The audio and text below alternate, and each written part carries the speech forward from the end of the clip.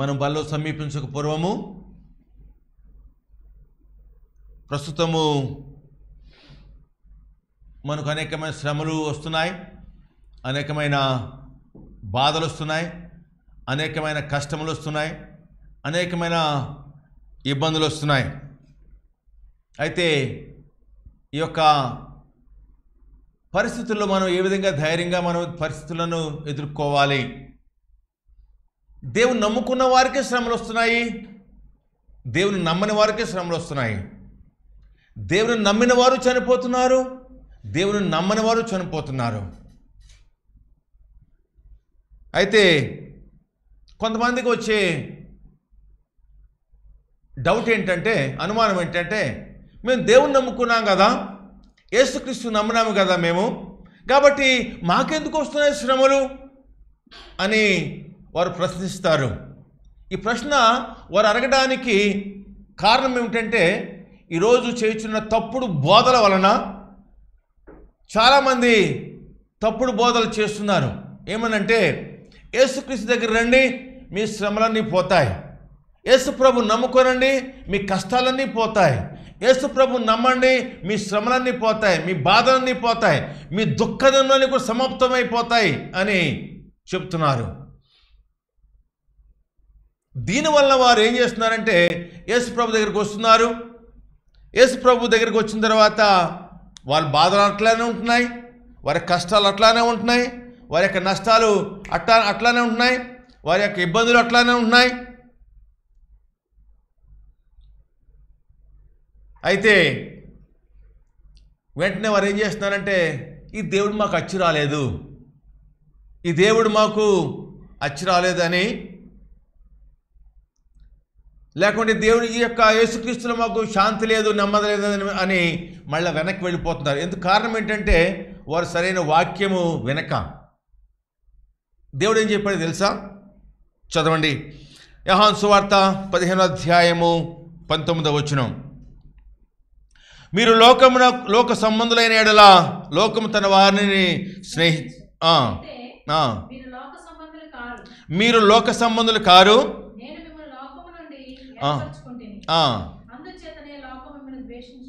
అందుచేతనే లోకము మిమ్మును ద్వేషించుచున్నది. Because of him we are hated by the world. ఆయనను మనం అంగీకరిస్తున్నాం కాబట్టి, ఆయనను మనము ఏర్పరచుకున్నాం కాబట్టి, ఆయనను మనం అనుసరిస్తున్నాం కాబట్టి లోకం ఏం చేస్తుందని మనను ద్వేషిస్తుంది. కాబట్టి లోకము ద్వేషిస్తుంది మనను. ఆయన నమ్ముకుంటే, యేసు ప్రభువుని నమ్ముకుంటే లోకము ద్వేషిస్తుంది. మరొక వచనం చూడండి, మత్తయి సువార్త 10వ అధ్యాయము 22వ వచనము. మీరు నా నామము నిమిత్తము అందరి చేత కొందరి చేత, అందరి చేత కొందరి చేత కాదు. అది నీ బంధువులు అవ్వచ్చు, నీ స్నేహితులు అవ్వచ్చు, నీ ఇరుగు పొరుగు వారు అవ్వచ్చు, నీ ఆఫీసులో వాళ్ళు అవ్వచ్చు, నీ తోటి వారు అవ్వచ్చు, ఎవరైనా అవ్వచ్చు. అందరి చేత ద్వేషింపబడుదురు. అయితే అంతము వరకు సహించువాడు రక్షించబడును. చూడండి ఎంత క్లియర్గా చెప్పాడు దేవుడు. యేసు ప్రభు స్వయంగా చెప్పినటువంటి మాటలండి ఇవి. ఆయన ఏమన్నాడు? మీరు నన్ను నమ్ముకోండి, మీ శ్రమలు పోతాయి అన్నాడా? మీరు నన్ను నమ్ముకోండి, మీకు ఇబ్బందులు పోతాయి అన్నాడా? మీరు నన్ను నమ్ముకోండి, మీకు ఎటువంటి కష్టాలు రావన్నాడా? లేదే. యోహాను సువార్త 15వ అధ్యాయం 19వ వచనంలో చెప్పిన రీతికి ఏమన్నాడు? మీరు నన్ను బట్టి ద్వేషించబడతారన్నాడు. ఇక్కడ ఏమన్నాడు? 10వ అధ్యాయం మత్తయి సువార్త 10:22 ఏమన్నాడు? నా నామము నిమిత్తము అందరి చేత ద్వేషించబడుదురు. చూడండి, బైబిల్ చెప్పే ఈ బోధకు, కొంతమంది చెప్పే అబద్ధ బోధలకు ఎంత వ్యత్యాసం ఉన్నదో చూడండి. బైబిల్లో లేనిది చెప్పేవాళ్ళు ఎవరో తెలుసా? సాతాను. బైబిల్లో లేనిది చెప్పేవాళ్ళు ఎవరో తెలుసా? వాళ్ళు సాతాను సంబంధికులు. చూద్దాం అసలు శ్రమలు ఎందుకు వస్తాయి, ఎన్ని రకాలుగా వస్తాయి అని ఆలోచించేద్దాం. శ్రమలో ఉన్నప్పుడు, మన బాధలో ఉన్నప్పుడు, కష్టంలో ఉన్నప్పుడు ఇక వాక్యము మీకు కొంత ఊరటనివ్వడానికి, ధైర్యాన్ని ఇవ్వడానికి ఎంతో సహాయపడతాయని ఈ దినమున ఈ వాక్యం మీ అందరి కొరకే నేను ఎన్నుకున్నాను. ఈ రోజున అనేక మంది రోగం అవ్వచ్చు, ఆర్థిక సంబంధమైనటువంటి బాధలు అవ్వచ్చు, లేకుంటే శరీర సంబంధమైన సంసార సంబంధమైన బాధలు అవ్వచ్చు, లేకుంటే వారి యొక్క ఆఫీసులో ఉన్నటువంటి పరిస్థితులను బట్టి వారికి బాధలు ఎదురవ్వచ్చు. అయితే మన శ్రమలో ఉన్నప్పుడు మనం ఆదరింపబడాలి. శ్రమలో ఉన్నప్పుడు మనము ధైర్యంగా ఉండాలంటే అసలు శ్రమలు ఎందుకు వస్తాయి, ఎవరు శ్రమలకు కారణము అనే సంగతి మనము ఆలోచన చేద్దాం. శ్రమలు మానవులకు ఎందుకు వస్తాయంటే 3 రకాలుగా వస్తాయి శ్రమలు. మొదటిది, ఆయన మహిమార్థమై మనకు శ్రమలు వస్తాయి. ఆయన మహిమార్థమై మనకు శ్రమలు వస్తాయి. మీరు ఎలా చెప్పగలరు ఆయనకి మహిమార్థమైన శ్రమలు వస్తాయని? నేను వాక్యాధారం లేకుండా ఏమీ కూడా నేను మాట్లాడను. శ్రమలు అనేవి 3 రకాలు. మొదటిది, ఆయన మహిమార్థమై మనకు శ్రమలు వస్తాయి. యోబును చూస్తే కనుక యోబుకు శ్రమలు వచ్చినవి, కష్టములు వచ్చినవి, ఇబ్బందులు వచ్చినవి, ఇరుకులు వచ్చినవి. ఈ భూలోకంలో ఎవ్వరికీ రానంత కష్టములు యోబుకు వచ్చినవి. ఈ శ్రమలు ఎందుకు వస్తున్నాయో యోబుకు తెలియదు,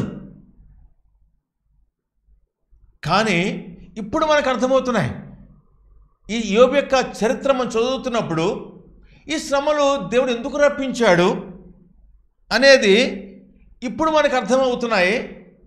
మనకు ఏమని అర్థమవుతుందంటే ఈ శ్రమలు ఆయన మహిమార్థమై వచ్చినవని అర్థమవుతున్నాయి. కానీ ఆనాడు యోబుకి అర్థం కాలేదు. ఈ శ్రమలు ఎందుకు వచ్చినాయో, ఈ బాధలు ఎందుకు వచ్చినాయో, ఈ కష్టాలు ఎందుకు వచ్చినాయో, ఈ నష్టాలు ఎందుకు వచ్చినాయో, ఈ ఇబ్బందులు ఎందుకు వచ్చినాయో, ఈ చావులు ఎందుకు వచ్చినాయో, ఈ యొక్క ఆర్థికమైన లేమి ఎందుకు వచ్చిందో యోబుకి అర్థం కాలేదు.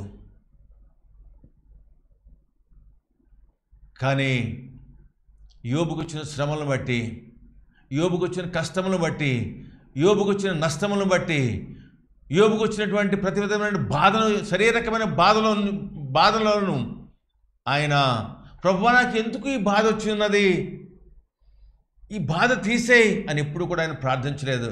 కానీ ఆయన స్తుతించాడు. చదవండి యోబు గ్రంథము 1వ అధ్యాయము 13వ వచనం నుంచి చూద్దాం ఒకసారి.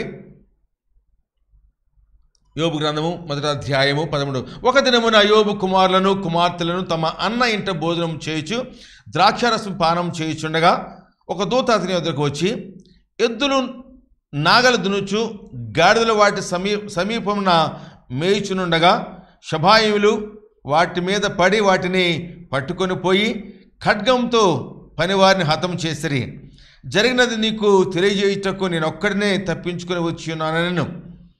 అతను ఇంకా మాట్లాడుచుండగా మరి ఒకడు వచ్చి, దేవుని అగ్ని ఆకాశము నుండి పడి గొర్రెలను పనివారిని రగులబెట్టి కాల్చివేశాను.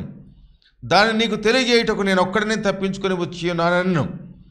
అతను ఇంకా మాట్లాడుచుండగా మరి ఒకడు వచ్చి, కల్దీలు 3 సమూహములుగా వచ్చి ఒంటెల మీద పడి వాటిని కొనిపోయి ఖడ్గము చేత పనివారిని చంపిరి. నీకు దాన్ని తెలియజేయటకు నేను ఒక్కడినే తప్పించుకొని వచ్చి ఉన్నానను.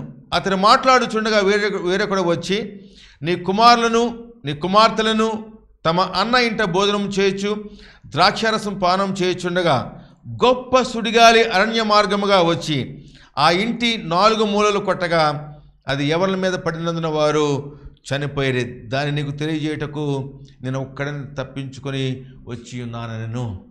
చూడండి, మొదటగా ఏమైంది? ఆకాశం నుండి అగ్నిపడి తనకున్న గొర్రెలను పనివారిని కాల్చివేసింది. తర్వాత ఒంటెలు చంపేశారు. తర్వాత కుమారులు చనిపోయారు, కుమార్తెలు చనిపోయారు.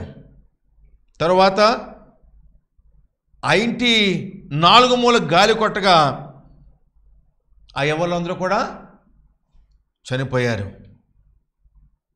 ఇవన్నీ చనిపోయినంత తెలిసిన తర్వాత యోబు అన్న మాట ఏంటి తెలుసా? చదవండి, యోబు గ్రంథం 1వ అధ్యాయం 20వ వచనం. అప్పుడు యోబు లేచి తన పై వస్త్రము చింపుకొని తల వెంట్రుకలు గోరగించుకొని నేల మీద సాష్టాంగపడి నమస్కారం చేసిట్లనెను. ఆయన చూడండి, నేల మీద సాష్టాంగపడి నమస్కారం అంటే తన స్తుతి ఎలాగ స్తుతిస్తున్నాడో చూడండి. నేల మీద సాష్టాంగపడి నమస్కారం చేసి అంటున్నాడు, నేను నా తల్లి గర్భములో నుండి దిగంబరినే వచ్చి తిని దిగంబరినే అక్కడ తిరిగి వెళ్ళేదను. యెహోవా ఇచ్చెను, యెహోవా తీసుకొని పోయాను, యెహోవా నామమునకు స్తుతి కలుగును గాక. And he said, naked I came from my mother's womb, and naked shall I return. The Lord gave, and the Lord has taken away. Blessed be the name of the Lord. చూడండి ఎంతగా స్తుతి చెల్లిస్తున్నాడో చూడండి. యెహోవా ఇచ్చెను, యెహోవాయే తీసుకొని పోయాను. ఒక్క విషయంలో కూడా ఆయన దేవుడు నాకు అన్యాయం చేశాడని ఆయన చెప్పలేదు. ఈ సంగతులలో ఏ విషయమందును యోబు ఏ పాపమును చేయలేదు, దేవుడు అన్యాయం చేసినని చెప్పలేదు. In all this, Job did not sin or charge God with wrong.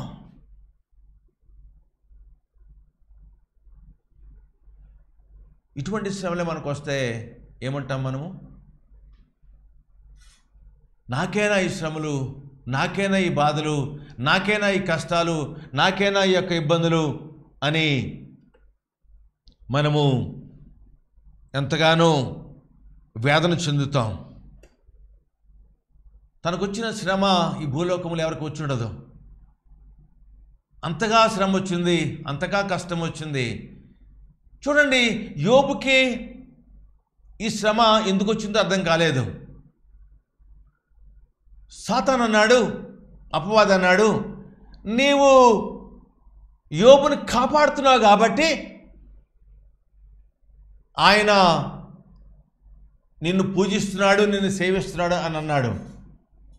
దేవుడు అన్నాడు, లేదు లేదు, నేను ఇచ్చిన దాన్ని బట్టి కాదు ఆయన స్తుతించేది.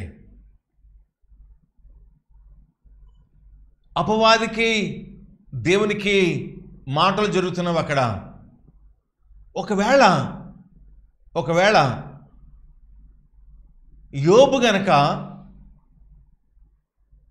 నాకెందుకు వచ్చింది ప్రభా, ఎందుకు చేసేవలాగా అని అడుగుంటే గనక సాతాను మాట నగ్గేది, దేవుని మాట అబద్ధమయ్యేది. యోబు ఏమన్నాడు? యెహోవా ఇచ్చెను, యెహోవాయే తీసుకొని పోయాను. ఆయన నామమునకే మహిమ కలుగును గాక, ఆయన నామమునకే స్తుతి కలుగును గాక.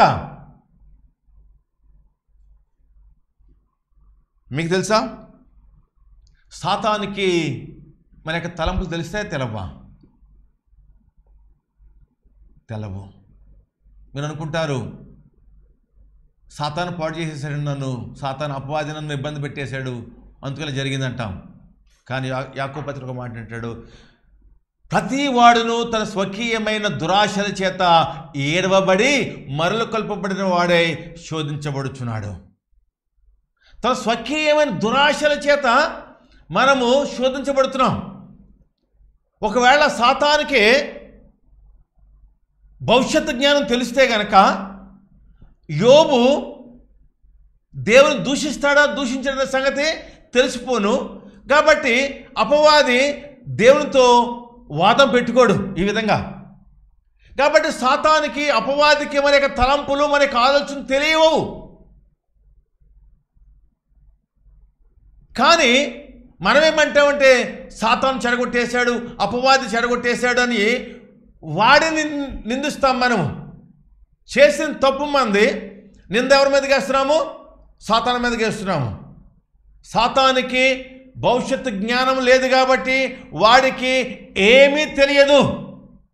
ఒకవేళ తెలిసి ఉంటే గనక యోబు ప్రభుని మహింపరుస్తాడు, ప్రభుని స్తుతిస్తాడన్న సంగతి ముందుగా తెలిసి ఉంటే గనక ప్రభుతో ఈ వాదం పెట్టుకోడు. ప్రభుతో ఈ వాదము పెట్టుకున్నాడంటే అర్థం ఏంటంటే సాతానికి భవిష్యత్తు జ్ఞానం లేదు, నిన్ను పాడు చేయడానికి వాడికి ఎటువంటి అధికారము లేదు. యోబు చరిత్ర మనం చదువుతున్నాము కాబట్టి మనకు అర్థం వచ్చినది ఈ శ్రమలు ఎందుకు వచ్చినవి, ఆయన మహిమార్థమై వచ్చినవి. ఆనాడు యోబుకి తెలియదు ఈ శ్రమ ఎందుకు వచ్చిందో, ఆనాడు యోబుకి తెలియదు ఈ కష్టం ఎందుకు వచ్చిందో, ఆనాడు యోబుకి తెలియదు తన కుమార్తెలు ఎందుకు చనిపోయారు, ఆనాడు యోబుకి తెలియదు తన కుమారులు ఎందుకు చనిపోయారు, ఆనాడు యోబుకి తెలియదు తన ఇల్లు ఎందుకు పడిపోయిందో, ఆనాడు యోబుకి తెలియదు తన యొక్క శరీరం అంతా కూడా గాయాలు ఎందుకు అయిపోయినాయో, ఆ యొక్క రసం ఎందుకు కారిపోయిందో గాయంలో నుండి. ఇవేమి కూడా యోబుకు తెలియదు. తనకు తెలిసిందంటే ఒకటే, సర్వభౌమాధికారం కలిగినటువంటి దేవుడు నాకు ఏది చేసినా నా మేలు కొరకే చేస్తాడు. ఆయనకు సార్వభౌమాధికారము కలిగి ఉన్నాడండి. ఆయన అంటున్నాడు చూడండి, యెహోవా ఇచ్చెను, యెహోవా తీసుకుని పోయాను, ఆయన నామమునకే మహిమ కలుగునుగాక. ఇది నిజమైన భక్తికి ఒక ఉదాహరణ. ఆయన అంటున్నాడు, ఈ స్టేట్మెంట్ నాకు చాలా ఇష్టమైంది, చదవండి. యోబు గ్రంథము 13వ అధ్యాయము 15వ వచనము. ఇదిగో ఆయన నన్ను చంపినను నేను ఆయన కొరకు కనిపెట్టుచున్నాను. ఆయన చిత్తం ఒకవేళ నన్ను చంపాడు అనుకో, ఒకవేళ నేను ఆయన కొరకే కనిపెడతాను. నన్ను ఇబ్బంది పెట్టాడు అనుకో, ఆయన కొరకే కనిపెడతాను. చివరికి నన్ను చంపేసినా కానీ, though he slay me, I will hope in him. Though he slay me, I will hope in him. ఆయన నన్ను చంపినా కానీ, రోగము కాదు, రోగం ఏం చేయదు. రోగము నిజమైన భక్తి ఏమి చేయలేదు.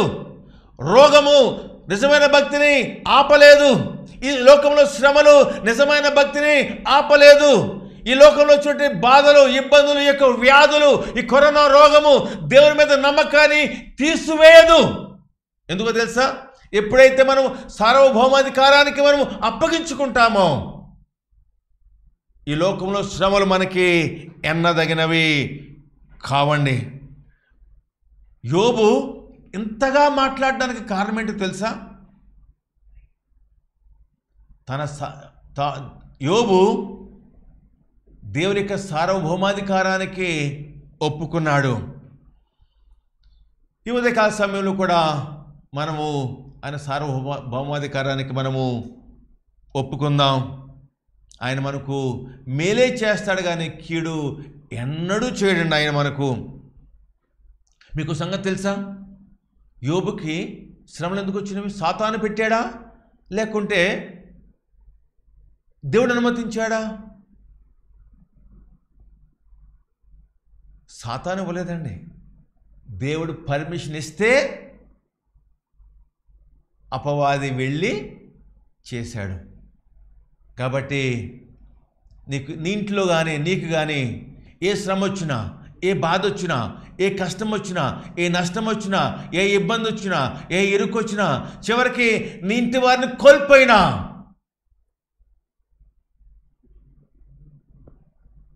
దేవుడు అనుమతించినాడు. దేవుడు అనుమతించినాడు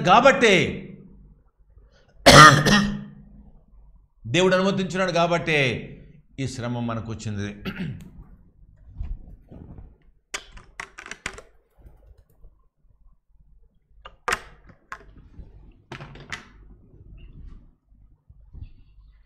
దేవుడు యోబుకి శ్రమ అనుమతించినాడు.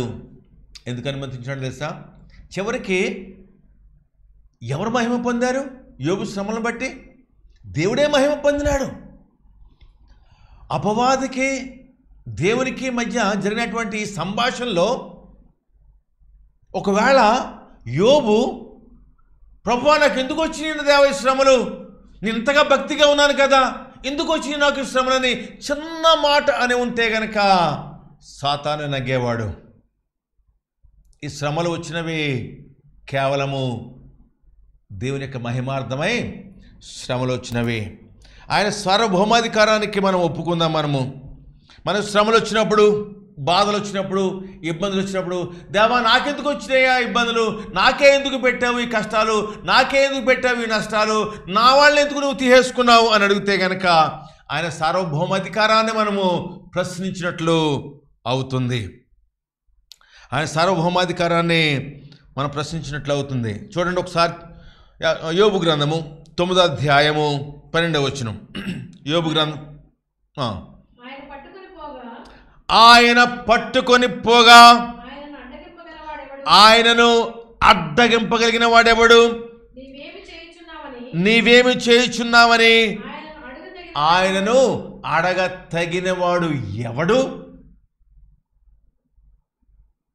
Who will say to him that what are you doing?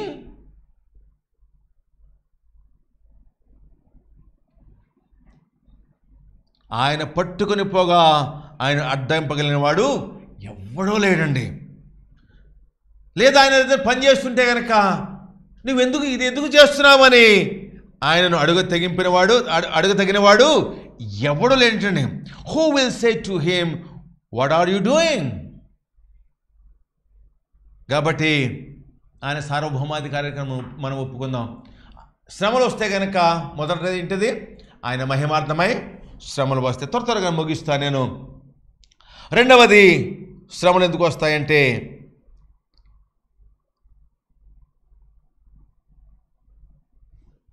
మన ద్వారా ఆయన క్రియలు బయలుపరచబడ్డానికి.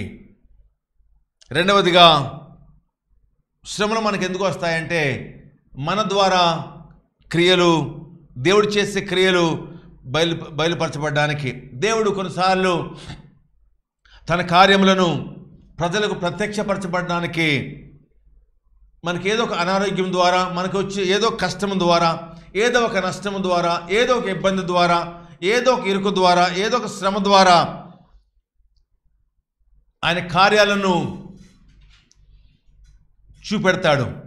చూడండి ఒకసారి యేసుక్రీస్తు వారు అలాగే శిష్యులు నడుచుకుంటా గ్రామంలో వెళ్తున్నారు. గ్రామంలో వెళ్తున్నప్పుడు ఒక పుట్టి గుడ్డివాడు అక్కడ కనపడినాడు. అక్కడ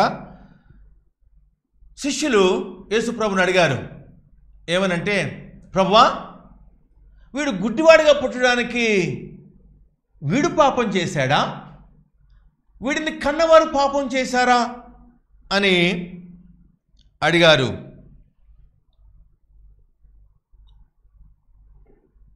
చూడండి, ఎవరికైనా ఏదైనా రోగం కలిగినప్పుడు, ఏదైనా బాధ కలిగినప్పుడు, ఏదైనా కష్టం కలిగినప్పుడు ప్రజలు ఏ విధంగా అనుకుంటారు చూడండి. వీడికే ఇదే, ఆడికి ఏదో పెద్ద పాపం చేసి ఉంటాడు, అందుకాడికి అంత శ్రమ ఏంటి, వీడికి ఈ రోగం వచ్చిందంటే వీడు ఏదో తప్పు చేశాడు కాబట్టి వీడికి ఈ రోగం వచ్చింది. ఇది ఇరుగు పొరుగు వారు సూటిపోటి మాటలతో చంపేస్తారు మనను. మనకున్న రోగము కన్నా ఇతరులు మనను శోధించి మనల్ని బాధ పెట్టడమే మరి ఎక్కువ బాధ కలిగిస్తుంది. మనకున్న రోగము మనకు అంత బాధ కలిగించకపోవచ్చు, కానీ ఇతరులు అనే మాటలు, సోలాలాంటి మాటలు, కత్తిలాంటి మాటలు మనకి గుండెల్లో గుచ్చుకుంటాయి. అసలే మనము బాధలో ఉంటాము, ఇబ్బందుల్లో ఉంటాము, అనారోగ్యంతో బాధపడుతుంటాము. ఇంకా ప్రక్క వాళ్ళు అంతుకున్నాడికి బాధ, అంతుకు అలా చేశాడు దేవుడు, అంతుకు అలా చంపేశాడు, అంతుకు అలాగే రోగం రప్పించింది అని ఎదుటివారు, ఇరుగు పొరుగు వారు సూటిపోటి మాటలతో మనల్ని చంపేస్తారు. మనకున్న రోగము కన్నా ఆ బాధ ఎక్కువైపోతుంది. ఇక్కడ అదే అంటున్నారండి, ఏమన్నాడు, ప్రభువా వీడు గుడ్డివాడిగా పుట్టడానికి వీడు పాపం చేశాడా, వీడు తల్లిదండ్రులు పాపం చేశారా అంటే ప్రభు అన్నాడు, చదవండి 9వ అధ్యాయం యోహాను సువార్త 3వ వచనము. యోహాను సువార్త 9వ అధ్యాయము 3వ వచనం. యేసు వీడైనను వీని కన్నవారైనను. చూడండి, వీడు చేయలేదు పాపము, వీడి కన్నవాడు కూడా పాపం చేయలేదు. దేవుని క్రియలు వీని యందు ప్రత్యక్షపరచబడుటకే వీడు గుడ్డివాడిగా. కాబట్టి రెండవదిగా మనం తెలుసుకోవాల్సింది ఏంటంటే, మనకు శ్రమలు ఎందుకు వస్తాయంటే ఆయన క్రియలు మన ద్వారా బయలుపరచబడడానికి. దేవుని క్రియలు వీని యందు ప్రత్యక్షపరచబడుటకే వీడు గుడ్డివాడిగా పుట్టిన. The works of the God might be displayed in him. మొదటిగా తెలుసుకున్నాము, శ్రమలు మనకి ఎందుకు వస్తాయంటే ఆయన మహిమార్థమే శ్రమలు వస్తాయి. రెండవదిగా మనం తెలుసుకున్నాము, మనకు శ్రమలు ఎందుకు వస్తాయంటే ఆయన క్రియలు మన ద్వారా బయలుపరచబడడానికి. ఒకవేళ నీకు ఏ రోగం వచ్చిందో, ఒకవేళ అనారోగ్యం ఉన్నదేమో, నీకు ఏ బాధ ఉన్నదేమో, నీకు ఏ శ్రమలు ఉన్నాయేమో, నీకు ఒక ఆర్థికమైన ఇబ్బందులు ఉన్నాయేమో, నీకు దేవుని మీద ఆధారపడితే కనుక ఆయన నమ్మదగిన వాడండి. ఆయన కార్యాలు చేస్తాడండి. మనను ఎన్నడూ కూడా ఆయన వదిలిపెట్టడు. ఇది రెండవ కారణము. ఇకపోతే మూడవది, మనకు శ్రమలు ఎందుకు వస్తాయంటే మనం చేసిన పాపమును బట్టి మనకు శ్రమలు వస్తాయి. మనం చేసిన పాపమును బట్టి మనకు శ్రమలు వస్తాయి. చదవండి, యేసుక్రీస్తు వారు యెరూషలేము వెళ్తున్నాడు. యెరూషలేము వెళ్తుంటే అక్కడ యెరూషలేములో గొర్రెల పోవు త్రోవ అని ఒకటి ఉన్నది. అక్కడ ఆ ద్వారం దగ్గర ఒక బెతస్తా అనేటువంటి కోనేరు ఉన్నది.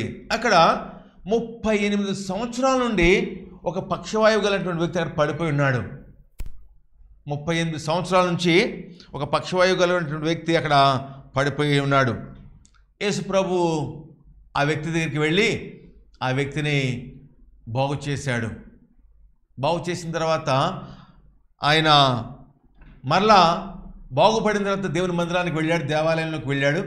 ఈ దేవాలయంలోకి వెళ్ళిన తర్వాత యేసుప్రభు అతను చూసి ఒక మాట అన్నాడు. చూడండి, యోహాను సువార్త 5వ అధ్యాయము 14వ వచనం.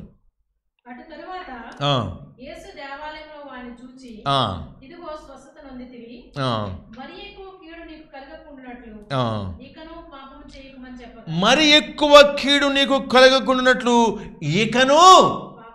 కాబట్టి ఈ యొక్క అనారోగ్యం ఎందుకు వచ్చింది అతనికి? అతను చేసిన పాపమును బట్టి అతనికి వచ్చింది. అందుకని ఏమన్నాడు? మరి ఎక్కువ కీడు నీకు కలుగుకున్నట్లు ఇకను పాపము చేయకము. Sin no more. ఇకను ఎక్కువ పాపము చేయకము. కాబట్టి ఈ వ్యక్తికి ఈ రోగం ఎందుకు వచ్చింది? ఈ బాధ ఎందుకు వచ్చింది? ఈ కష్టం ఎందుకు వచ్చింది? 38 సంవత్సరాల నుండి అక్కడ ఎందుకు పడి ఉన్నాడు? అతడు చేసిన పాపమును బట్టి. జ్ఞాపకం చేసుకుందాం, శ్రమలు మందికి ఎందుకు వస్తాయి? మొదటిది, ఆయన మహిమార్థమై శ్రమలు వస్తాయి. రెండవదిగా, దేవుని యొక్క క్రియలు బయలుపరచబడడానికి మనకు శ్రమలు వస్తాయి. మూడవదిగా, మనం చేసిన పాపమును బట్టి శ్రమలు వస్తాయి. చూడండి, ఒకవేళ ఇదే వ్యక్తికి 38 సంవత్సరాల నుండి అక్కడ పడిపోయినాడు కదా, అదే వ్యక్తి దగ్గరికి దేవుడు వెళ్ళకపోతే కనుక, అదే వ్యక్తి దగ్గరికి రోగం రాకపోతే కనుక అతడు పాపంలో చచ్చిపోతాడు. ఈ రోగము ఏం చేస్తుంది తెలుసా? ప్రభువు దగ్గరికి నడిపిస్తుంది. ఎప్పుడైతే మనం ప్రభు దగ్గరికి వెళ్ళామో, ఎప్పుడైతే ప్రభు నా పాపం క్షమించాము అని అడుగుతామో ఆయన క్షమిస్తాడు. ఒకవేళ మనకి ఏ రోగము లేదనుకోండి, ఏ బాధ లేదనుకోండి, ఏ కష్టము లేదనుకోండి, ఆయన దగ్గరికి మనం వెళ్ళమనము. ఆయన వెళ్ళకపోతే నా పాపమును క్షమించు నాయనని అడిగే అవకాశం మనకి రాదు. కాబట్టి ఈ శ్రమ ఎందుకు వచ్చింది అతనికి? ఈ బాధ ఎందుకు వచ్చింది? అతని యొక్క పాపములు క్షమించబడడానికి ఈ శ్రమ వచ్చింది. కాబట్టి మనకొచ్చే శ్రమలు, మనకొచ్చే బాధలు, మనకొచ్చే కష్టాలు మనను సరిచేయడానికే కానీ పాడు చేయడానికి ఎంత మాత్రము కాదండి. ఆలోచించండి ఒకసారి. ఒకవేళ మనకి ఏ శ్రమ, ఏ కష్టము, ఏ ఇబ్బంది రాకపోతే ఆయన దగ్గరికి మనము వెళ్ళము. ఆయన దగ్గరికి వెళ్ళకపోతే కనుక మనకి పాపములు క్షమించబడవు. మన పాపములు క్షమించబడకపోతే చనిపోయిన తర్వాత ఎక్కడికి వెళ్తాము? నరకంలోనికి వెళ్తాం. కాబట్టి ఈ శ్రమ, ఈ బాధ, ఈ కష్టము, ఈ నష్టము, ఇవన్నీ కూడా మన మేలు కొరకే. ఈ శ్రమలన్నీ కూడా మన యొక్క మేలు కొరకే. ఈ శ్రమలు మనకి మేలే కానీ కీడు ఎంత మాత్రము కాదు. ఆయన సార్వభౌమాధికారానికి మనం ఒప్పుకుంటే కనుక ఆయన ఇచ్చే వాగ్దానం ఏంటో తెలుసా? చదవండి, యోహాను సువార్త 14వ అధ్యాయము 27వ వచనం. యోహాను సువార్త 14వ అధ్యాయం 27వ వచనం. శాంతి మీకు అనుగ్రహించి వెళ్ళుచున్నాను, నా శాంతిని మీకు అనుగ్రహించుచున్నాను. లోకం ఇచ్చినట్లుగా నేను మీకు అనుగ్రహించటం లేదు. మీ హృదయం కలవరపడనీయకుడి, మెరవనీయకుడి. శాంతి మీకు అనుగ్రహించి వెళ్ళుచున్నాను, నా శాంతినే మీకు అనుగ్రహించుచున్నాను. Peace I leave with you, my peace I give to you. నా శాంతినే మీకు అనుగ్రహించుచున్నాను. ఏంటి శాంతి? ఏంటి? దేవుడిచ్చే శాంతి ఎట్లా ఉంటుందండి? అది దేవుడిచ్చే శాంతి లోకమిచ్చే శాంతిలాగా ఉండదు. లోకమిచ్చే శాంతి ఎట్లా ఉంటుందంటే పరిస్థితులపైన ఆధారపడి ఉంటుంది. లోకమిచ్చే శాంతి లోకంలో ఉన్నటువంటి పరిస్థితులను బట్టి ఆధారపడుతుంది. కానీ దేవుడిచ్చే శాంతి లోకమునిచ్చే పరిస్థితులను బట్టి, పరిస్థితుల మీద అది ఆధారపడి ఉండదు. కొన్ని ఉదాహరణలు చెప్తాను చూడండి. పేతురు, యోహాను చెరసాల్లో ఉన్నారండి. ఆయన వారు బాధలో ఉన్నారు, వారు కష్టంలో ఉన్నారు, ఇబ్బందుల్లో ఉన్నారు, ఇరుకులో ఉన్నారు. జైల్లో వాళ్ళు చంపేస్తారో లేకపోతే వదిలిపెడతారో తెలియదు. అటువంటి సమయంలో వాళ్ళు ఏం చేశారండి? వారు పాటలు పాడినారు. జైలులో ఉండి ప్రభువును స్తుతించినారు, జైల్లో ఉండి ప్రభువును మహిమపరిచినారు, జైల్లో ఉండి ఆయన ఘనపరిచినారు, జైల్లో ఉండి వారిని ఆయనను స్తుతించినారు. ఎక్కడి నుంచి వచ్చింది శాంతి? నీవు కానీ నేను కానీ జైల్లో ఉంటే పాటలు పాడగలమా? నీవుగా నేను కానీ జైల్లో ఉంటే స్తుతించగలమా?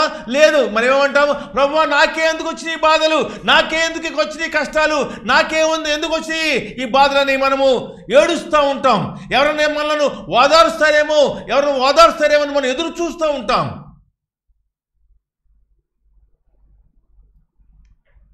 పేతురు, యోహాను చెరలో ఉన్నారు. అయినప్పటికీ వారు ఏం చేశారండి? పాటలు పాడినారండి. ఎక్కడి నుంచి వచ్చింది సంతోషము? ఎక్కడి నుంచి వచ్చింది సంతోషము? దేవుడిచ్చే సంతోషము లోక పరిస్థితులపైన ఆధారపడి ఉండదు. అపోస్తలుడైన పౌలు జైల్లో గడిపినాడు. జైల్లో ఉండి అంటున్నాడు ఆయన, ఆనందించుడి, మరలా చెప్పుదును ఆనందించుడి అని చెప్తున్నాడండి. ఎక్కడి నుంచి వచ్చింది సంతోషము? జైల్లో ఉండి ఎవరికైనా ఉత్తరం రాయగలరా? జైల్లో ఉండి ఉత్తరం రాస్తున్నాడైనా ఫిలిప్పీలకు, ఆనందించుడి, మరలా చెప్పుదును ఆనందించుడని. మనమైతే ఎందుకు వచ్చిందిరా ఈ జీవితము అని మనము ప్రభువుని కొన్నిసార్లు దూషిస్తాం మనము. అయితే దేవుడిచ్చే శాంతి లోక పరిస్థితులపైన ఆధారపడి ఉండదండి. మరొక ఉదాహరణ చెప్తాను చూడండి. యేసుక్రీస్తుని కొడుతున్నారు, యేసుక్రీస్తుని కొరడాల చేత కొట్టుచున్నారు, యేసుక్రీస్తుని దూషిస్తున్నారు, యేసుక్రీస్తును హింసించినారు, యేసుక్రీస్తుని కొట్టినారు, యేసుక్రీస్తుని హేళన చేస్తున్నారు, ముఖము కప్పారు, కొడుతున్నారు. నిన్న కొట్టినది ఎవరో చెప్పమంటున్నారు. ఇన్ని రకాలుగా చేసినా కానీ ఆయన ఒక్క మాట కూడా పలుకలేదండి. కారణం ఏంటి? దేవుడు ఇచ్చే శాంతి లోక పరిస్థితులపైన ఆధారపడి ఉండదు. ఈ సమయంలో నాకు కష్టం వచ్చింది అనుకోండి, నాకు బాధే వచ్చింది, నాకు ఇబ్బందే వచ్చింది, నాకు ఇరుకులే వచ్చినాయి, కానీ నాలో ఉన్న శాంతి దేవుడు ఇచ్చాడు కాబట్టి ఈ శాంతిని ఎవ్వరూ పోగొట్టలేరండి. ఎటువంటి శ్రమ వచ్చినా, ఎటువంటి బాధ వచ్చినా, ఎటువంటి కష్టం వచ్చినా, ఎటువంటి నష్టం వచ్చినా కానీ నా శాంతినే మీకు అనుగ్రహించుచున్నాను అంటున్నాడు నాయన. ఆయన ప్రేమ ఎన్న తగినదండి. ప్రభువుని దూషించినారు, కొట్టినారు, హింస. ఎక్కడి నుంచి వచ్చింది ఓపిక ఆయనకి? ఎక్కడి నుంచి వచ్చింది సహనం ఆయనకి? ఎక్కడి నుంచి వచ్చింది ఓపిక పేతురుకి, యోహానుకి? ఎక్కడి నుంచి వచ్చింది ఈ సహనము అపోస్తలుడైన పౌలుకి? దేవుడు తన శాంతిని అనుగ్రహించుచున్నాడండి. ఆయన శిలువ మీద ఉన్నప్పటికీ కూడా యేసునాథా నీదు ప్రేమ ఎన్నతరము కాదయా, పాపినైనా నన్ను బ్రోవా నీదు ప్రాణమిడితివా, పాపినైనా నన్ను బ్రోవా నీదు ప్రాణమిడితివా, ముళ్ళతో కిరీటమల్లి శిరముపై నీవుంచిరా, ముళ్ళతో కిరీటమల్లి శిరముపై నీవుంచిరా, శాంతమైన మోము మీద ఉమ్మి వేసినవురా, శాంతమైన మోము మీద ఉమ్మి వేసినవురా, యేసునాథా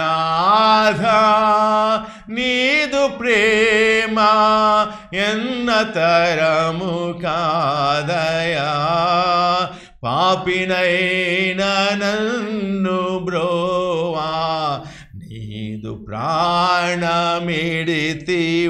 చూడండి, ఆయన ఇచ్చే శాంతి ఎంత గొప్పదో. ఎన్ని శ్రమలు వచ్చినా, ఎన్ని బాధలు వచ్చినా, ఎన్ని కష్టాలు వచ్చినా, ఎన్ని ఇరుకులు వచ్చినా కానీ నీలో ఉన్న శాంతి, దేవుడిచ్చే శాంతిని ఎవ్వరూ తీసివేయలేరమ్మా, ఎవరు తీసివేయలేరు. కాబట్టి మనకి ఎటువంటి శ్రమలు వచ్చినా మనం జ్ఞాపకం చేసుకోవాల్సింది మూడు సంగతులు. మొదటిది, ఆయన మహిమార్థమే మనకు శ్రమలు వస్తాయి. రెండవది, ఆయన క్రియలు వెల్లడిపరచడానికి శ్రమలు వస్తాయి. మూడవది, మనం చేసిన పాపమును బట్టి శ్రమలు వస్తాయి. వీటన్నిటిని మనం తట్టుకొని ఉండాలంటే కనుక ఆయన సార్వభౌమాధికారికంగా ఒప్పుకోవాలి. మనము ఆయన సార్వభౌమాధికారికంగా ఒప్పుకుంటే కనుక ఆయన శాంతిని ఇస్తాడు. ఆయన ఇచ్చే శాంతి ఈ లోక పరిస్థితులపైన ఆధారపడి ఉండదు. ఎటువంటి కష్టం వచ్చినా, ఎటువంటి బాధ వచ్చినా, ఎటువంటి కష్టం వచ్చినా, ఎటువంటి ఇరుకు వచ్చినా, అవసరమైతే ఇంట్లో వారు చనిపోయినప్పటికీ కూడా ఈ శాంతి మనం పోగొట్టుకోలేం. మనం అటువంటి శాంతి, అటువంటి భద్రత, అటువంటి ధైర్యము దేవుడు మీకు ఇచ్చి మిమ్మల్ని భద్రపరిచి కాపాడును గాక. ఆమేన్. తల ఉంచండి. యాళ్ళూరులో ఉన్న వారికి నాకు హృదయపూర్వకమైన వందనాలు. ఎవరైతే వాక్యం చూస్తున్నారో వారికి కూడా నా హృదయపూర్వకమైన వందనాలు తెలియజేస్తున్నాను. అలాగే బెత్లెహేం సంఘస్థులందరికీ కూడా హృదయపూర్వకమైన వందనాలు తెలియజేస్తున్నాను. కూడికలో మనమందరము కలుసుకుందాం. ప్రార్థన చేస్తాను. ముగింపు ప్రార్థన. ప్రేమ కలిగిన మా ప్రియమైన తండ్రి, మిక్కిలిగా ప్రేమించిన మా దేవ, నమ్మకమైన మా తండ్రి, మీ ఘనమైన ఉన్నతమైన శ్రేష్టమైన నామమును బట్టి మీకు లెక్కలేనన్ని వందనాలు చెల్లించుకొనుచున్నాను దేవా. దయామయుడా, జీవాధిపతి, రాజులకు రాజా, ప్రభువులకు ప్రభువా, మీకే స్తుతి ఘనత మహిమ ప్రభావములు ఆరోపించుచున్నాను తండ్రి. దయగలిగిన దేవా, నమ్మకమైన మా తండ్రి, ఈ భూలోకములో ఈ శ్రమలు, ఈ కష్టములు, ఈ నష్టములు, ఈ బాధలు, ఈ యొక్క రోగములు ఇవన్నీ కూడా మీరే మాకు రప్పించున్నారు దేవా. అందుని బట్టి మీకు వందనాలు చెల్లించుకుంటున్నాను దేవా. ఈ శ్రమలు ఎందుకు వస్తాయి అనే దాని విషయంలో మేము ధ్యానించడానికి మీరు చూపిన కృపను బట్టి దేవా నీకు వందనాలు. ఈ శ్రమలు 3 రకములుగా మాకు వస్తాయి. మొదటిది, మీ యొక్క నా మహిమార్థమే మాకు శ్రమలు వస్తాయి. రెండవదిగా, మీ యొక్క క్రియలు బయలుపరచబడడానికి శ్రమలు వస్తాయి. మూడవదిగా, మేము చేసిన పాపమును బట్టి మాకు శ్రమలు వస్తాయనే సంగతి మీరు మాకు తెలియచేస్తున్నారు. ఇవన్నీ కూడా మీరు అనుమతించబట్టే వచ్చినవి తండ్రి. అందుని బట్టి దేవా నీకు వందనాలు. ఈ యొక్క మేలు నాయన, ఈ యొక్క శ్రమ ద్వారా మాకు మేలే కానీ కీడేమి కాదు తండ్రి. ఈ శ్రమ ద్వారా మమ్మల్ని మారుస్తున్నారు. ఈ శ్రమ ద్వారా మమ్మలను తిరిగి జన్మింపజేస్తున్నారు. ఈ యొక్క శ్రమ ద్వారా, ఈ యొక్క అనారోగ్యం ద్వారా మీరు తిరిగి మమ్మల్ని కట్టుచున్నారు దేవా. అందును బట్టి మీకు వందనాలు చెల్లించుకుంటున్నాను తండ్రి. ఎవరైతే ఆన్లైన్లో ఈ యొక్క ఆరాధనలో పాల్గొన్నారో వారిని ప్రతి వారిని మీరు దీవించండి అయినా, ఆశీర్వదించండి, మీ కృపలో భద్రపరచండి, మీ కృపలో వర్ధిల్లింపు చేయండి అయినా. యాళ్ళూరులో ఉన్నటువంటి సంఘంని మీరు దీవించండి. యాళ్ళూరులో పరిచయం చేయించినటువంటి దేవరాజు గారిని, వారి కుటుంబాన్ని మీరు దీవించండి అయినా. అలాగే విశ్వాసులను దీవించండి. సంఘ పెద్దలు నాయన మరి నాగన్ గారిని, అదే రీతిగా ప్రసాద్ని కనికరించండి ఆయన. అక్కడ ఉన్నటువంటి నాయన సహోదరులందరినీ దీవించండి అయినా, ఆశీర్వదించండి ఆయన, కనికరించండి. ఇస్తరమ్మ గారిని బట్టి, మరియమ్మ గారిని బట్టి, కరుణమ్మ గారిని బట్టి నాయన మిగిలిన వారందరిని బట్టి కూడా మీకు వందనాలు చెల్లించుకుంటున్నాను దేవా. మీ సహాయం దయచేయండి. లూది అమ్మగారు, ఇంకెటువంటి చాలామంది అనేక మంది సహోదరులు ఉన్నారు. వీరందరినీ దీవించండి అయినా, ఆశీర్వదించండి తండ్రి. అక్కడ ఉన్నటువంటి యవనస్తుల కొరకే ప్రార్థన చేయించున్నాను తండ్రి. రఫీని బట్టి దేవా నీకు వందనాలు, నవీని బట్టి దేవా నీకు వందనాలు. దయగలిగిన దేవా నమ్మకమైన మా తండ్రి, మీరు చూపుచున్న ప్రేమను బట్టి మీకే లెక్కలేనని వందనాలు చెల్లించుకుంటున్నాను తండ్రి. దయగలిగిన మా దేవా నమ్మకమైన మా తండ్రి, ఆశ్చర్యకరుడా మీకే వందనాలు తండ్రి. దయగలిగిన దేవ శివుని బట్టి దేవా నీకు వందనాలు. ఇంకా మిగతా యవనస్తులను బట్టి కూడా మీకు వందనాలు చెల్లించుకుంటున్నాను తండ్రి. వారి యొక్క పేర్లు నాకైతే తెలియదు, వారిని దీవించండి అని ఆశీర్వదించండి తండ్రి. జరగబోయే వివాహం కొరకే ప్రార్థన చేయించున్నాను తండ్రి. అఖిలాను కనికరించండి అని సహాయము దయచేయండి. జరగబోయే వివాహము ఇక నా మహిమార్థమై జరగడానికి మీ సహాయం దయచేయండి తండ్రి. యవనస్తులను మీరు దీవించండి అని ఆశీర్వదించండి. కొమరవరంలో ఉన్నటువంటి ప్రతి విశ్వాసిని మీరు దీవించండి అని ఆశీర్వదించండి తండ్రి. నాయన ఈ యొక్క శ్రమలో, ఈ యొక్క బాధలో కనీసం ఇప్పుడైనా నీ వైపు తిరగడానికి మీ సహాయం దయచేయండి. మీ కరుణ, మీ కటాక్షములు మాపై కుమ్మరింపు చేయమని, మీరు చేసిన ఉపకారములను బట్టి, మేడను బట్టి మీకే లెక్కలేనని వందనాలు చెల్లించుకుంటూ యేసుక్రీస్తు వారి అతి శ్రేష్టమైన నామమును బట్టి స్తుతించి ప్రార్థించి బ్రతిలాడి వేడుకొనుచున్నాను తండ్రి. ఆమేన్. మన తండ్రి అయిన దేవుని ప్రేమ, కుమారుడైన యేసుక్రీస్తు వారి కృప, పరిశుద్ధాత్మిక అన్యోన్య సహవాసము వాక్యం ఇచ్చిన ప్రతి ఒక్కరికి మీ కాపుదల, భద్రత, ఆదరణ తోడండి నడిపించును గాక. ఆమేన్. అందరికీ వందనాలండి.